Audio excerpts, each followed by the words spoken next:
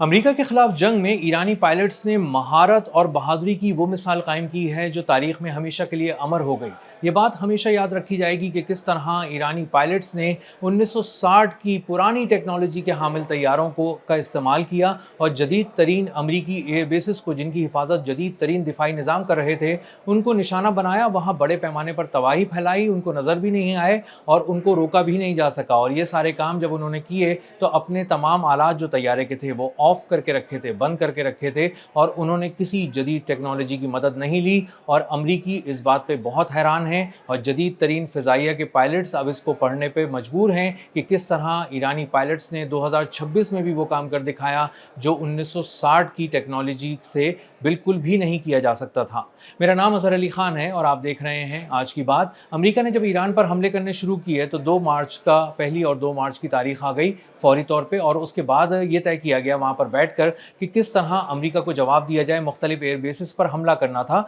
लेकिन मसला ये था कि ईरानी एयरफोर्स के पास इतने जदीद तैयारे नहीं थे जो बहुत तेज़ी से जाएँ, अपनी रफ्तार को बहुत तेज़ रखें और उसके बाद रडार्स को चकमा देकर वहाँ पहुँच जाएँ और वहाँ पर बड़े पैमाने पर तबाही फैलाएँ और वहाँ से वापस भी आ जाएँ। वापस इसलिए नहीं आ सकते थे वो क्योंकि उनके फ्यूल टैंक्स इतने बड़े नहीं थे कि वो एक तवील सफ़र करके जाएँ और कतर के अल उदैद एयर बेस को निशाना बनाएं या कुवैत में एक और एयर बेस को निशाना बनाएं और उसके बाद वापस आ जाएं। शायद पहुंच तो जाएं वो किसी तरह, लेकिन उनको बहुत दूर से ही रडार देख लेते और उसके बाद उनको निशाना बना देते, क्योंकि जदीद तरीन थार्ड और पैट्रियट सिस्टम मुख्तलिफ जगहों पर लगे हुए थे और वो बहुत दूर से बहुत जदीद तरीन चीज़ों का शिकार कर सकते थे। लेकिन मसला ये था कि उन्होंने पायलट्स ने एक ऐसी महारत और एक ऐसी टेक्निक का इस्तेमाल किया जो कि समझने में, देखने में, जानने में बहुत ही नामुमकिन लगती है, लेकिन उन्होंने इसका न सिर्फ इस्तेमाल किया बल्कि अमरीकी फ़िज़ाइया को और अमरीका के पूरे दिफाई निज़ाम को हैरान कर दिया। ईरानी फ़िज़ाइया के deputy coordinator brigadier general Masoud Jafari ने एक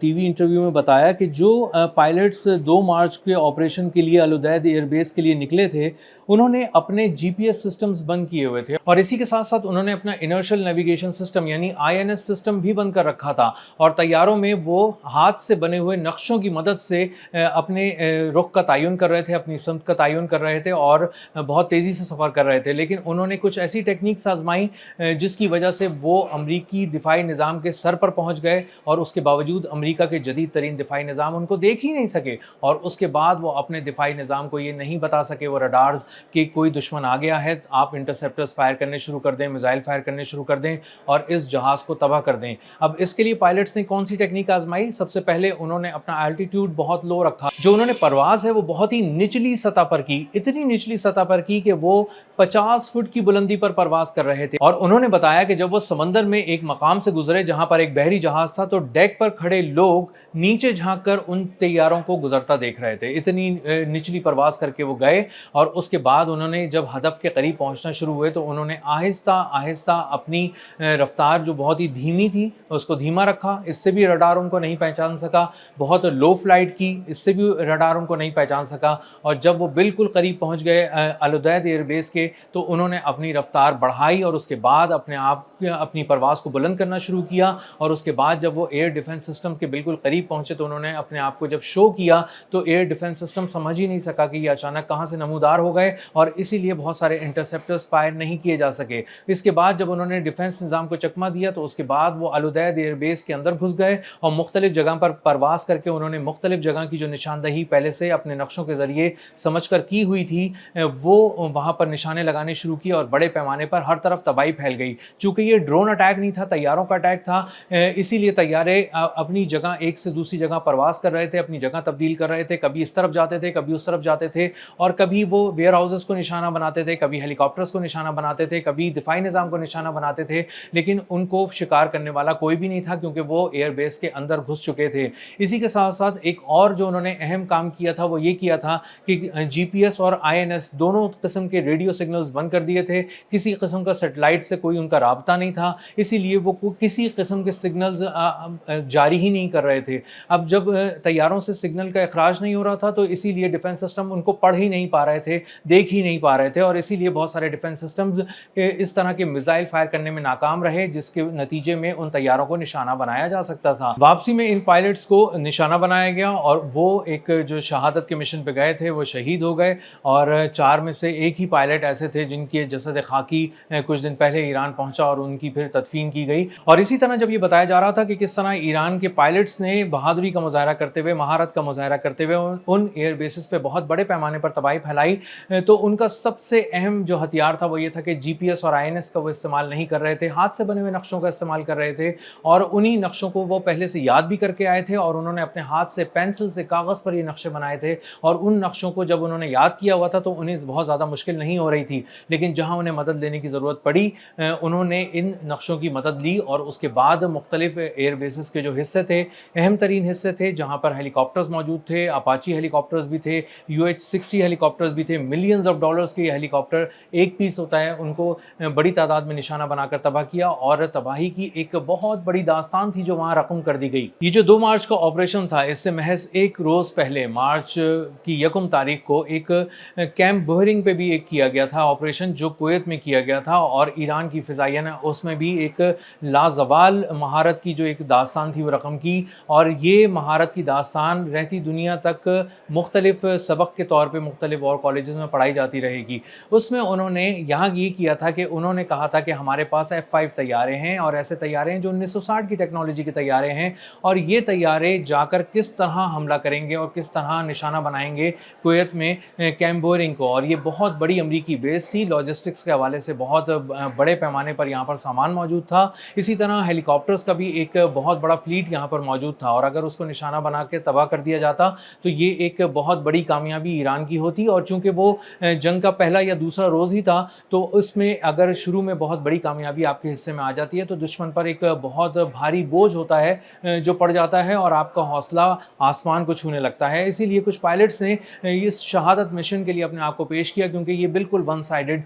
एक सुसाइड मिशन था। उसकी वजह ये थी कि तैयारों के टैंक्स, फ्यूल टैंक्स छोटे थे और वहाँ पर जाके कोई बहुत बड़ा हमला नहीं किया जा सकता था। अगर हमला किया भी जाता तो उसके बाद वापस नहीं आया जा सकता था। इन्होंने बिल्कुल इसी तरह काम किया, लो फ्लाइट पे गए, जीपीएस और आईएनएस को बंद रखा, हाथ से बने हुए नक्शों की मदद ली, बहुत लो फ्लाइट की और उसके बाद अचानक एयर डिफेंस सिस्टम्स के सामने जब वो कुवैत के कैंप बोहरिंग में आ गए तो उन्होंने अपनी परवाज़ को बुलंद करना शुरू किया और उसके बाद हर तरफ तबाही फैलना शुरू हो गई, अफरा तफरी मच गई, भगदड़ मच गई, धमाके होना शुरू हो गए और हर तरफ आग फैलना शुरू हो गई, क्योंकि बहुत ही ताक ताक कर निशाने लगाए गए इन तैयारों की जानिब से। और जितना पेलोड लेके गए थे ये लोग,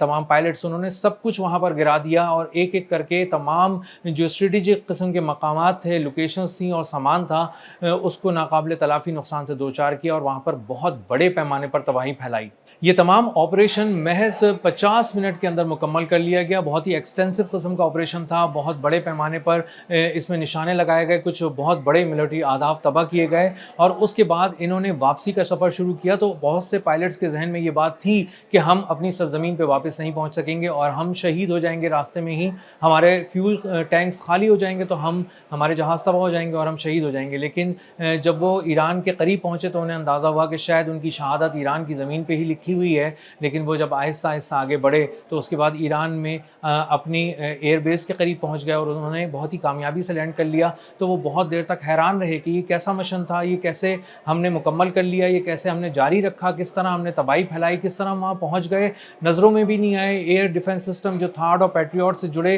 उनके मिसाइल थे, उनके जो रडार्स थे वो हमें देख ही नहीं सके। और उसके बाद जब हमने एक एक जगह को बहुत ही कामयाबी से निशाना बना लिया तो उसके बाद हम वापस भी आ गए और वापस भी इस तरह आ गए कि हम रास्ते में भी कहीं शहीद नहीं हुए, ईरान की ज़मीन पर भी हम नहीं गिरे, हम बिल्कुल ही बाहिफाजत अपने एयर बेसिस पे पहुंच गए और कामयाबी से लैंडिंग की। और इस वक्त एयर डिफेंस सिस्टम इस कदर ओवरवेल्म हो चुके थे, इस कदर कंफ्यूज हो चुके थे वहाँ पर कुवैत में कि उन्होंने जब फ्रेंडली फायर करने शुरू कर दिए और अपने ही अमरीकी फ़ौज के जो अमरीकी फ़िज़ाइया के 3 F-15 तैयारे, जिसकी एक मालियत अब तकरीबन एक की मालियत होती है तकरीबन $96 मिलियन,